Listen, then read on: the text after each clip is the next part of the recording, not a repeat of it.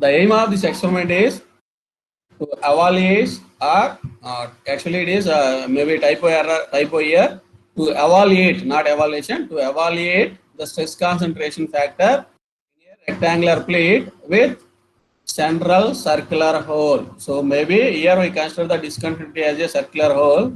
You may have other kind of discontinuity also. It may be elliptical hole or some other type of hole, or it may be a notch, or it may be a crack or something like that. Whatever you want, you can take it. But in this problem, we consider only the hole as a geometric discontinuity.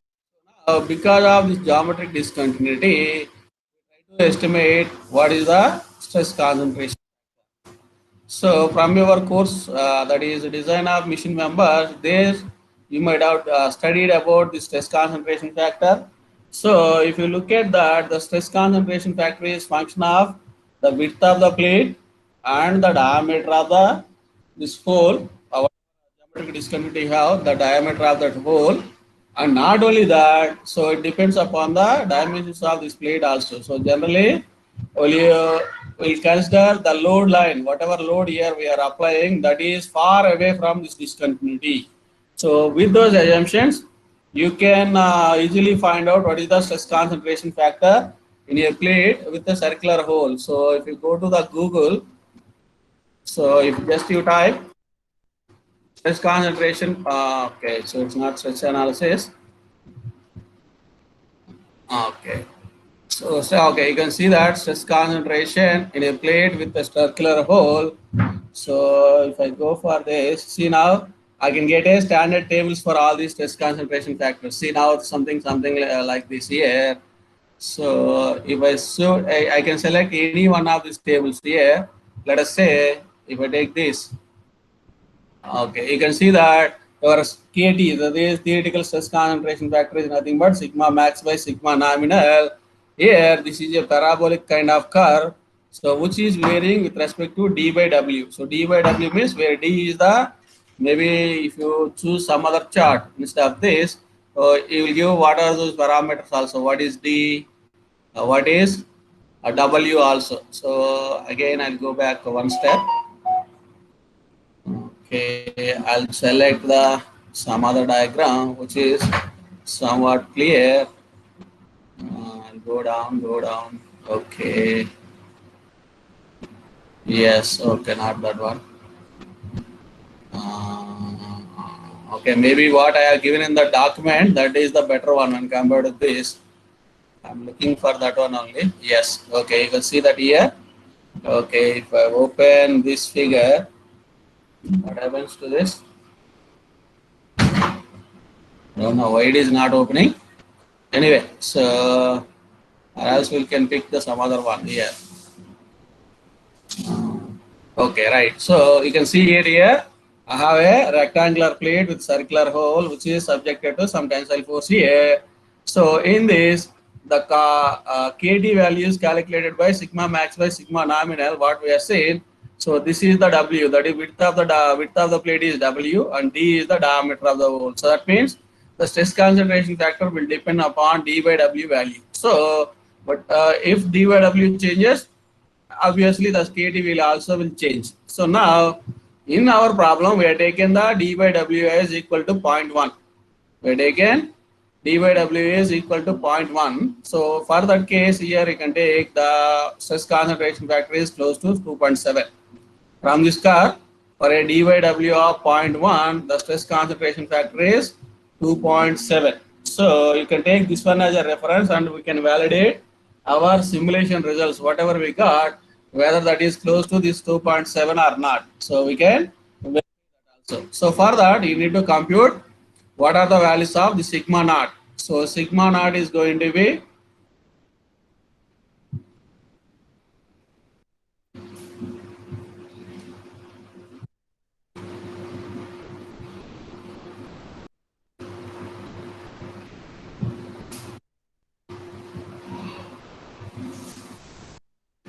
how many times? So what you are doing up to 9:30? Useless fellows. So here, okay, so to compute that, so from the software we'll get a sigma max value. but we need to compute the sigma nominal stress value, sigma naught nominal stress, which is given by the applied load divided by the area, where the area is given by W minus D into T, where W is the width of the plate and D is the diameter of the hole and T is the thickness of the plate. So now by taking all these parameters, I can calculate the nominal stress. Then from the software, I'll get the maximum stress value. So then that maximum stress divided by this nominal stress should be equal to your KT. So that you have to get around this 2.7, around 2.7. So or if it is deviating from that value 2.7, we try to compute what is the percentage of error. Okay, so this is about this analytical solution, how we can compute the stress concentration factor. So now if I go for this one, so what I can say, okay, so if I come to our experiment here, so he has given a rectangular plate with dimensions 1000 by 500 by 10 mm. So in this B value, actually B is 100, B is 1000, width is 100, and the height is this one A is equal to 500. Maybe here it is written wrongly, so you can make that correction here. A is 500 only, B is 1000. So that's what the meaning of this one. 1000 mm by 500 mm by 10 mm means its length is length, or what I can say, length is 1000 mm, width is 500 mm, and thickness is 10 mm. So this is the dimensions of the plate. That means your A is 500 and B is 1000. Of course, thickness I have not shown this in this direction. In this diagram, thickness I will take it as 10 mm. So the diameter of the hole he has given it as 50 mm. Diameter of the hole he has given is 50 mm. That means in this formula, whatever I take it here, so W minus D into T, W is going to be width, which I will take it as 500. And D, diameter of the hole, we are taking it as 50 mm, and thickness is 10 mm. So applied load, so he has given that in the problem itself. So the load is 1 meganewton. It is subjected to a 1 meganewton of tensile force. So because of that, so what you can do is you can calculate the nominal stress now. Nominal stress value is going to be your applied load, that 1 meganewton divided by the area what we discussed now. So area is nothing but, so 500 minus 50, it is 450, thickness is 10, 450 into 10, we'll get that value. I think I might have calculated that one also. I have shown that in this in this itself, that nominal stress is nothing but 1E6 divided by 450 into 10, which comes out as 222.22 MPa. So once I got this one, then I'll solve the problem in the software. I'll try to compute the maximum stress. So from the simulation, it will be around 306. It is around 306 MPa. So then from that, you can calculate your stress concentration factor is nothing but, not it is 306. It is 612. You are going to get 612. Maybe here is also there is a correction. 612.5. So then if I compute the stress concentration factor, I'll get it as 2.75 mm. Okay, so now we'll see how we can model this one in our FEM software, that is ANSYS. So here, so far whatever we discussed, they are comes under one-dimensional problems. Now we enter into a two-dimensional problems. So here, because you have a rectangular plate, it is an area. So far, you solve the problems on beam and bar elements, so which are line elements. That means they are one-dimensional elements. Now we move on to the two-dimensional problem here. So again, in two-dimensional, you have different types of problems, plane stress, plane strain. Then you have axisymmetric kind of problems will be there. So if I look at this particular problem, this comes under the plane stress problem. Why it comes under plane stress? Because one dimension is very small when compared to the other two dimensions. You can take that thickness is very small when compared to the width and height or length and width of the plate. So therefore, this 10 mm is very small when compared to 1000 and 500. And also the other condition, in order to satisfy the problem as a plane stress problem, always your load should act perpendicular to the small dimension. So here the load is acting perpendicular to the thickness. So this problem satisfies the conditions for the plane stress. So that means I can model this problem using the plane stress approach. So now in that, so to model this plane stress approach, I need to select the 2D elements. So for our analysis in the software, we'll select plane 183 element to mesh or to convert the whatever geometry you have into FE model. We'll use plane 183 elements. Here this plane element 183 elements are a quadratic displacement behavior element which is having 8 nodes.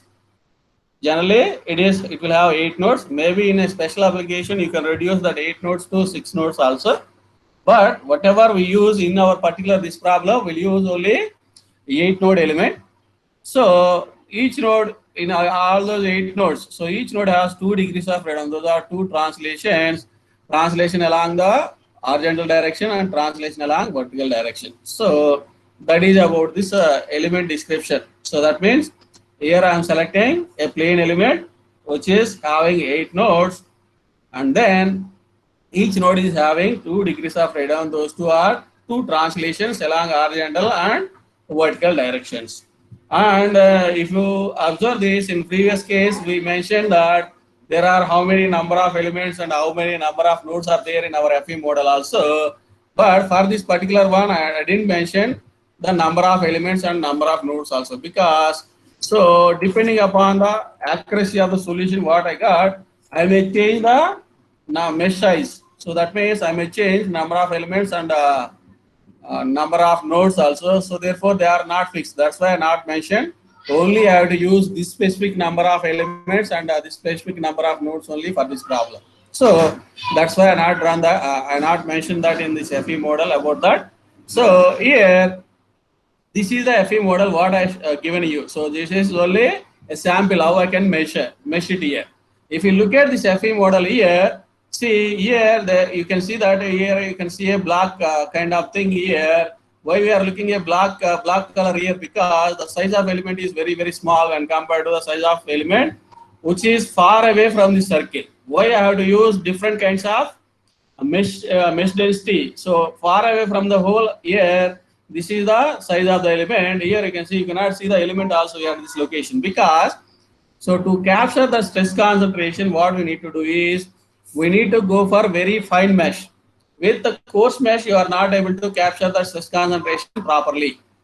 So therefore, we need to go for very fine, means the edge length of the element is very small, so that our accuracy of the solution will also increase. But that is not required at the far away locations from this whole surface or from the circumference of this hole. Only in the vicinity of this hole, there is a stress concentration. So I need to refine the elements only in the vicinity of this circular hole. Okay, right. So that is about this FE model or FE mesh, how we are going to get. So now if I move to the software, how I can model this one is, here we first will use that approach. What is that approach we'll use? We'll use bottom up approach. That means first I'll create the geometry, then I'll convert the geometry to the FE model, because I don't know how many number of elements and how many number of nodes I need to create for this plate. So I'll use bottom up approach. That means or the indirect approach, I can say. So first I'll create the geometry, then I'll convert the geometry into FE model. So to create that, what I have to do is I have to create a rectangle first of given dimensions, that is 1000 by 500. Then I need to create some hole here. So to do that in the software, what I'll do is I'll create another solid circular area. Then I'll subtract the solid circular area from this plate so that I'll get a circular hole at this location. Once I got that, then what I need to do is I need to mesh it, and then I need to apply the loads and boundary conditions. So coming to the loads and boundary conditions here, so this is subjected to a tensile load of 1 meganewton. So that means left hand and right hand is subjected to a tensile force of 1 meganewton and 1 meganewton on either side. So, but if I apply something like that, the software won't solve the equations, because if you apply only load, so I think you might have learned. So now by this time you might have learned your FEM course. What are your equilibrium equations are K into U is equal to F, or K into X is equal to F. Those are the equilibrium equations you need to solve. So in order to solve this, generally if you write the K matrix, it is going to be without constraints, it is going to be a singular matrix. That means the determinant of K is going to be 0. So you cannot solve that k into u is equal to f equation straight away without applying any constraint. So that means here, so constraint means I need to put some constraint on some degrees of freedom. That means either in x direction or in y direction. So, but in this problem, he has not mentioned that. So there is no constraint, something like that. But what I can do here is, so the left support, I am applying a load here. So instead of applying the load here, what I'll do is, I'll constrain the left side of the plate. So if I do that, so then what happens here? If I fix this end, if I apply a force, obviously if I compute the reaction is same as the applied force. So therefore you can represent this model as same as this one. Just this force is replaced by support at this end. So like this, I can solve the problem. So that means, so what I do is, while applying the loads and boundary conditions, what I need to do is, I need to apply a force this end, this side, and I need to constrain this end. So that's it. So first I'll create the area of rectangle, then I'll create another solid circular area, then I'll subtract the circular area from this rectangle so that I can get a plate with hole. Then I'll mesh this area so that I can convert that geometry into FE model. Once I have done that, then I'll fix this end and I'll apply the force at this end. And also one more thing here is, in the software there is no provision for applying the force here. So then what I do is, whatever load he has given, that 1 meganewton load, I try to convert that one into pressure. So that means, even though he has given it a point load, how it has shown in the diagram here, you can see that here it is a traction force. In this diagram, he has shown this one as a traction force. So that is, it is not applied only at one particular point. So here he mentioned it is a 1 meganewton load, but that is a traction force. So traction force means it is acting over an area. So therefore, if I take this load, area of this end, I'll get that is the force, that is the pressure which it is subjected to.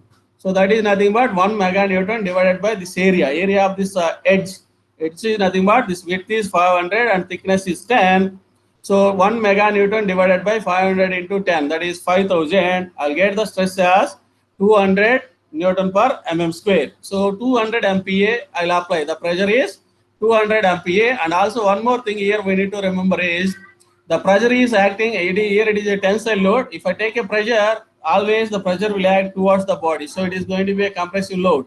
So in order to convert that one into a tensile load, what I need to do is, I need to give negative sign for this load so that I'll get the tensile load. I can apply it from this location also. So that's it. So like that, I can apply the load. Instead of point load, I can convert this one into a traction load, and I'll apply the traction load as a pressure to this edge. And the magnitude of the traction load is going to be this load divided by the area of this edge. So load is 1 meganewton, that is 1 into 10 power 6 newtons, divided by area of this edge is 500 into 10. So which comes out as your 200 MPa. Okay. So this is how you can do that. So once you have done that, so from the software you need to pick what is the, like I already mentioned, you need to pick what is the maximum stress value. It should be around 612.5. So then use this calculation to compute the 2 stress concentration factor, and you need to write that one here. So from the graph what I have given here, so from this graph you can pick that stress concentration value. You can write that one here and try to calculate what is the percentage of error. So like this we can do it. So but here in this problem again, so I can model this problem in the software in two ways. One is without using the symmetry. That means I can model here whatever FE model I shown it here. So that is I have not used any symmetry boundary condition. That means I have not make use of any symmetry boundary condition in this plate. So that means, so I model the entire plate. But if I look at this problem here, you can see that the problem is symmetric about both the axes, along the x-axis and along this vertical axis as well as horizontal axis. That means whenever there is a plane of symmetry is there, so I can reduce the size of the problem just by making use of that symmetry. So that means here I can model this one as only 1/4 of the plate, and I can solve the problem also. In that way also I'm going to get the same results and same thing. And the what you are going to get is, if you use the symmetry condition here, So because of the symmetry, your size of the problem is reduced to 1/4 here. Earlier I need to model the full plate. Now I am modeling only 1/4 of the plate. So that means the size is very less. So therefore the size is less means only I have to consider 1/4 of the plate means your FE model, size of FE model is also very less. That means the number of nodes and elements are also less when compared to the full model. So therefore your computational time is going to be very small when compared to the full model for a symmetric model. So that is the advantage. If I want, I can make use of that advantage also. So in that case, I need to invoke the symmetry conditions in this. So that means I need to model only 1/4 of this plate and then I need to solve for that. So okay, so if time is there, but what I prefer is first I'll show you how to do it in a full model. If time is there, so that is if I am able to complete that one before 9:45, then I'll show you how we can solve this one using symmetry boundary condition also. Then we'll see that. So or else we'll stick to only this one. As far as our recording purpose, we'll take only this one. So that means we'll consider only full model and we'll try to solve this problem. So in the software. So now I'll take you to the software, how I can solve this problem in the software. Okay, so here, so first, okay, okay, before that, what I'll do is, I'll set the title for this one as, say, okay, I want to rename this, so change job name, I'll take it as stress concentration factor or experiment 5, something like that, I'll give the title. Experiment 6, this one, I'll give experiment 6. So it comes out as like this, then I'll save this with this name. Then first I'll select whatever element type what we discussed. We can select that. So go to element type, then add, edit, delete. So then you need to add. So here, like I mentioned, I need to select plane 183 element. That plane 183 element is listed under the solid type. So here you can see that 8 node 183 will be there. So I need to select this and click OK. So we will get plane 183 here. So under this plane 183, like I already mentioned, in case of two-dimensional analysis, you have three different types of element behavior. So either you can have a plane stress option, you can have a plane strain option, or you can have an axisymmetric option. So in this problem, we are discussing about plane stress, and also we are not consider the thickness as 1 unit. So we consider some thickness also here. So therefore, I need to use the option plane stress with thickness option I need to use. So that element behavior I can set here to under options. If I select these options here, see element behavior, the key point 3 option number 3 in the key point options. So you have element behavior. So obviously this is a quadrilateral. Element shape is quadrilateral only. So if you want to change it to triangle, so like in the element description I said, the element can have either 8 nodes or 4 nodes. If it is a quadrilateral element, you have a 8 nodes. If you use this triangle option, you have only 6 nodes. So that means 2 nodes are degenerated or merged into some other nodes. So therefore, total you have only 6 nodes. So whatever default is there, I'll take this one as quadrilateral only. Then the element behavior, if I go to the element behavior, here I need to take plane stress with thickness option because I want to input the thickness as 10 mm. If I don't, if I take only plane stress option here, it will take the thickness is 1 unit. That means 1 mm. Whatever the dimensions I follow, it will take 1 unit in that particular dimensions. But in a per hour plate, he has given the thickness as. So therefore, to input that, I need to use this option, plane stress with thickness option. So click OK. Then once it is added, you can close that. Then I want to define the thickness. So the thickness is defined through this real constants. So I need to click on this real constants. Then I need to click on add. So now it is nothing is defined right now. So I need to define the thickness. I need to click on this add. So then I have to select the respective element. So then I need to click OK. So then it is asking for the thickness. So I'll enter the thickness as 10 mm. Click OK. Then close this. Then we need to define the material properties also. So like I already told in some of the previous problems, even though you don't require material problems in order to solve this problem analytically, but in the software, if you want to solve the problem, it is must to input the properties. Even though if I take that analytical solution, if I show it here, so in that analytical solution, you don't require any material properties here. So Only thing is what you required is load and only area. So with this you can get it. But here, even though that is not required, the software won't solve the problem if you won't give any material properties. So we need to input some material properties here. So then generally what I'll do is I'll assume the properties are the plate is made of steel. So I'll give the properties of the steel. So steel is going to be a linearly isotropic material. I'll select that one, and 2e power 5 is the Young's modulus for the steel in MPa, and 0.3 is going to be the Poisson ratio. I'll input those properties and then I'll click OK.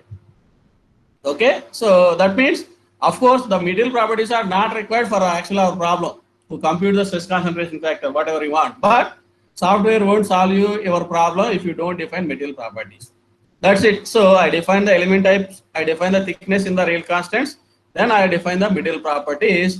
Then I'll go for the modeling. That is, first I'll create the geometry. To create the geometry, I go for modeling, create, then I need to go for areas. In that, I have to create a rectangular area. So therefore, I'll click on rectangle. So I'll use, you have different options here. You can use any one of those three options. So I'll favor this one. By dimensions, I want to create it. So here, the length of the rectangle is 1000 mm. So what I'll do is, instead of 0 and 1000, I'll give, here it is asking for what is x1 and what is x2. So that means what I'll do is, I'll give x1 is minus 500 and x2 is 500. If you go back to that diagram what I have shown to you. Okay, here. So here I want to take the origin at this location. So that means origin, I am fixing the origin at the center of the hole. So therefore this is minus 500 and this is minus 500. Then if I take the width, this is plus 250 and this is minus 250. Like that I'll give. Why I am giving that one is because I want to create the hole at this location exactly at the origin. So in order to create this hole, it will ask for where you are, what is the center of the hole. So then if I select 0, 0 is the center of the hole, then that is going to be somewhat easier or convenient to me. That's why I'm defining the area is something like this, minus 500 to 500, and that is the rectangle, and then minus 250 to 250. This is another one. So now if I click OK, so now a rectangle will be created. See that the origin is exactly at the CG of this rectangle. Exactly at the CG of this rectangle. So now first I created the area, rectangular area. So now to create the central hole, first I need to create some solid circular area. So I'll go for circle, then solid circular area. So then now it is asking where is the center, that is what is the center of that circle, that is what is x coordinate, what is y coordinate. So I want to create the center at 0, 0. I can pick it or else I can leave the blank. So then it will take it as zeros. Then I need to create a hole whose radius is 25. In the problem has given the diameter as 50 mm. So therefore the radius is going to be 25. So click OK. So now a circular area is created here. But so now in order to create that hole here, what I have to do is I have to subtract the circular area from this rectangular area. That I will do in the modeling through Boolean operations. So you have an option in the software which is called operate. Under operate you have that Boolean options. So in that I can subtract, I can add, I can divide, I can glue, overlap, or so many things I can do that. So but here what we want to do is we want to subtract the areas. So I'll use the subtract option. Then I have to select areas because I am subtracting the areas. So if I click on these areas, then a dialog box will come up to you. Then you need to select the two areas which you are going to subtract. First I have to select the base area. So now it is saying that, see, there are two areas at this location. The picked area is 1. So then, okay. So if I satisfy this message, then I'll click OK. Otherwise, if I want to shift the next selection, say now if I do that, now the selected area is, or picked area is 2. So now this area is selected. So then if I satisfy with the selection, then I click OK. Otherwise, I'll click on next. So now it is turned to something like this. Then first I have to select this rectangle, then click OK. Then again I need to select the circle, then I need to click apply. Okay. So then plot, you go for plot multiplots. Okay, so what we did, subtract areas. So I need to select this, pick one, okay. Then I need to select the next area. Picked area is 2. Then click OK. Why it is not showing? I don't know. Plot, multi-plots. I'll see how many areas are there. Maybe there may be some graphic problem. Still there are 2 areas. Okay, so what I'll do is, I'll try to do it again. So booleans, subtract areas, then I'll pick this area. The next area is only 2. Okay, next one only. Okay, then I select this. Okay, still it is selecting only this. So here the area number 2 is it is showing. So click OK. Plot areas. I'll go for that. So still it is showing something. What I'll do is, I'll redo this again. So maybe there may be something is wrong in this. More number of areas has created. First what I'll do is, I'll delete all the areas. Delete areas, pick all. So now nothing is there. I'll create again, once again. I'll go for rectangle, by dimensions. So obviously these are the dimensions. I'll click OK. Then I'll go for again area, solid circular area. Then the radius is 25. Click OK. So now it is created. Now I'll go for operate, subtract areas. So first I'll pick this. Okay, I'll click OK. Then here I need to apply. Then I need to pick this area, next area, next one, this one I need to select. I click OK here. Then I click apply. Okay, see now it is created. Maybe earlier there may be some issue is there. I don't know what is that. So, but now our role is created, right? So like this, what you have to do is, first you have to select this area, then apply, then you have to select this area, then you need to apply. So therefore, the hole is created now. So now for this hole, now what I need to do is, I need to convert this one into FE model. So for that, I'll go for meshing and mesh tool.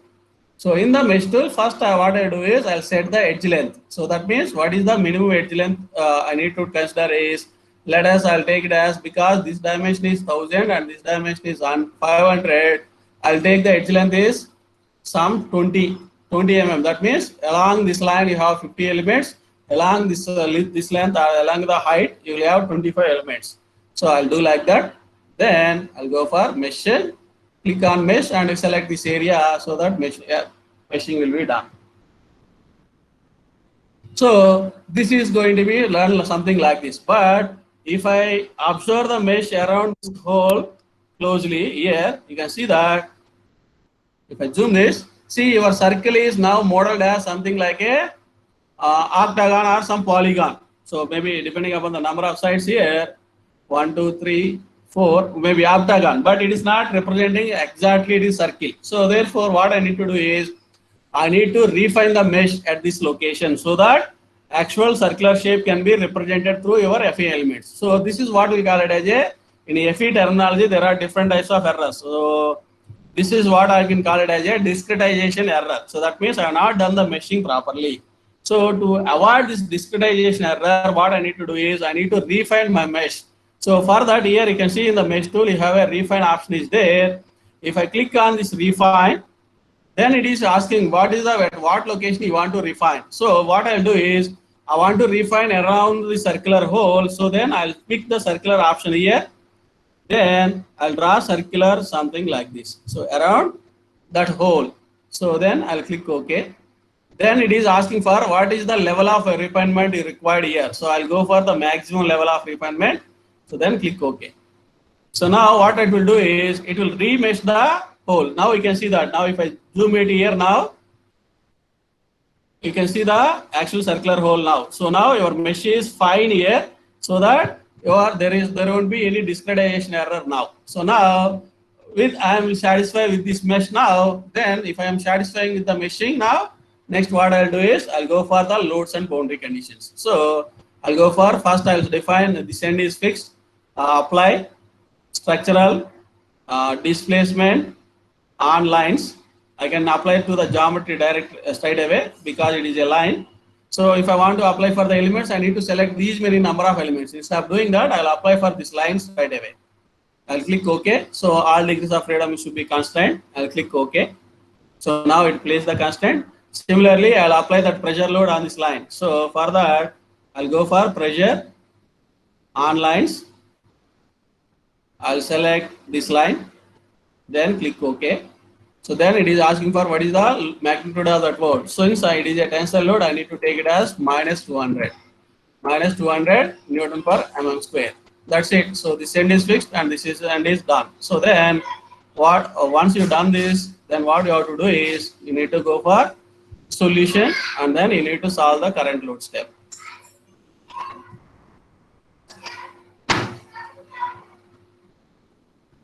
Okay, so once you done properly, it will solve for you. So then close this. After solving that, only one result we need to look at it is what is the maximum stress value, maximum normal stress value in this.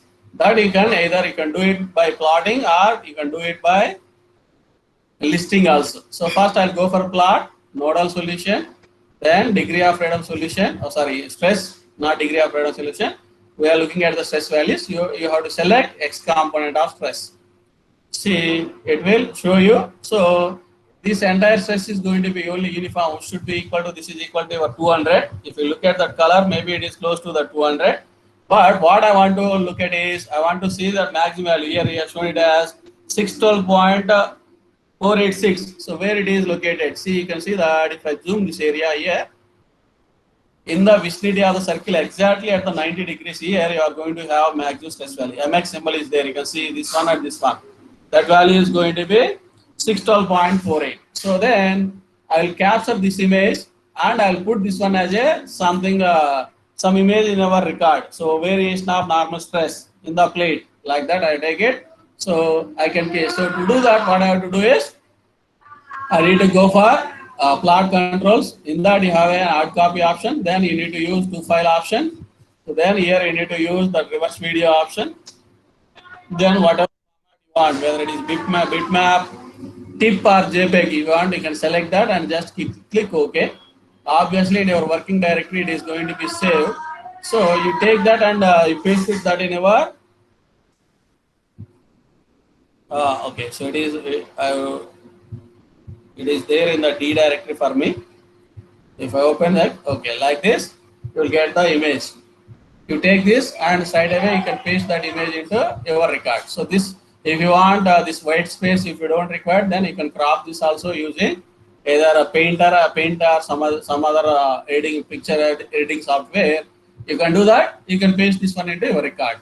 But coming to the calculations here, so I got the maximum stress value. Then I use the formula to compute the nominal stress. So from this, so we got the stress value as 612.5.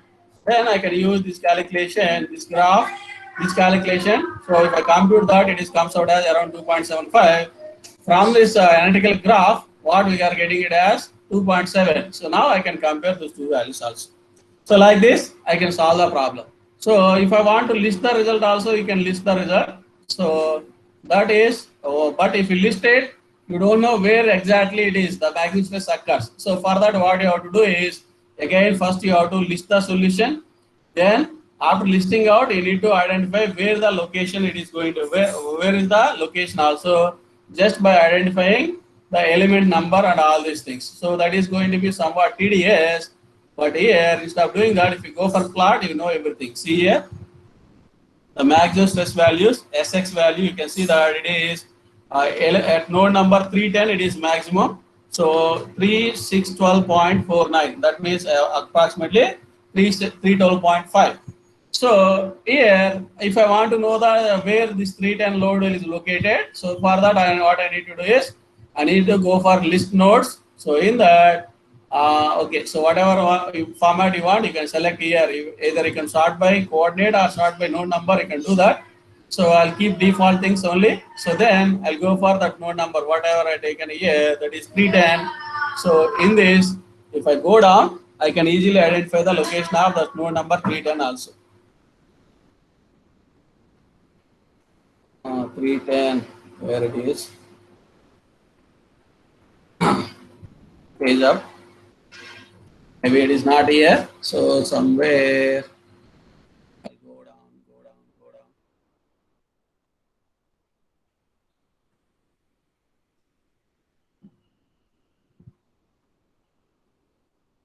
That is somewhat because you have so many number of nodes, identifying that particular one.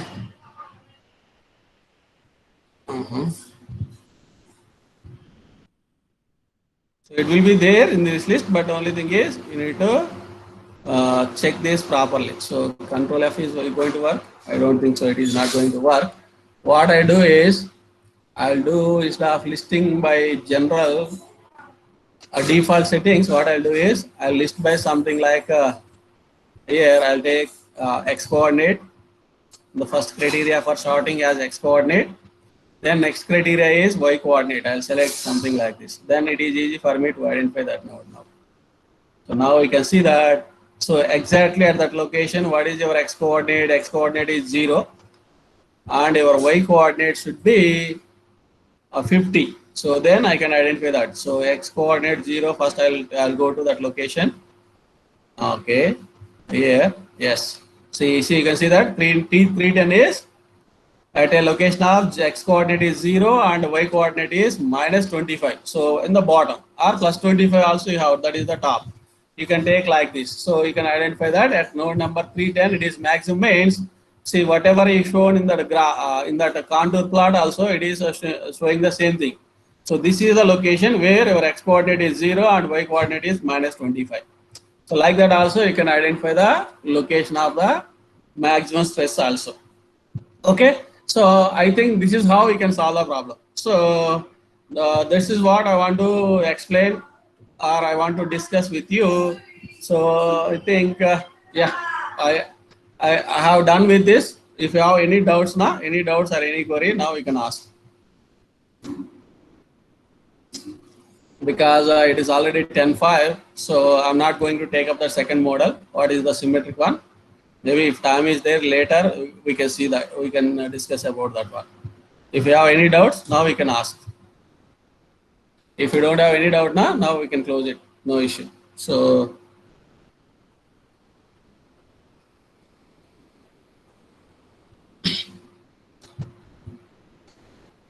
okay, if it is clear to you, then you can leave. So just respond to that attendance sheet and then you can leave the class. I think I already placed the attendance sheet also.